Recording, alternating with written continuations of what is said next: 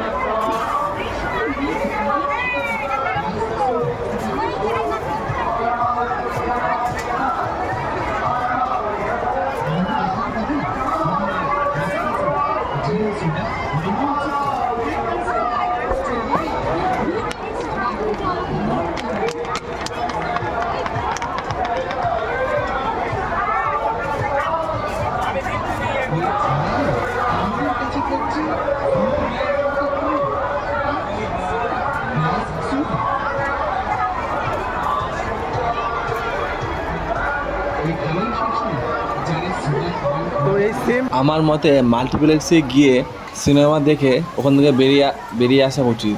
তারপরে বাইরে এসে এদের মতো ছোট ব্যবসায়ীদের কাছ থেকে এই পপকর্ন খাওয়া উচিত। আর মাল্টিপ্লেক্সে শুধু সিনেমা দেখে ওখান থেকে বেরিয়ে আসা উচিত।